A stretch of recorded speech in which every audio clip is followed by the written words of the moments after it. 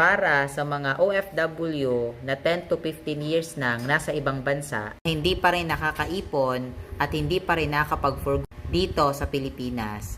This video is for you. Kung matagal ka na din na nasa ibang bansa ngayon at gustong-gusto mo nang makauwi dito sa Pilipinas, pero wala ka pang naitatayo na stable na negosyo, pwede mong simulan yan dito sa online. Kasi meron akong digital business na nakita na perfect para sa'yo as an OFW.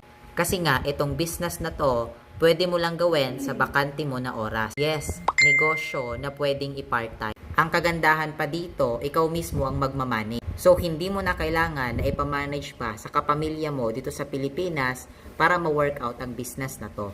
So, ito pala ang OBA or Online Business Academy. Actually, naituturo ko na din to sa mga kabayan natin na OFW din sa ibang bansa.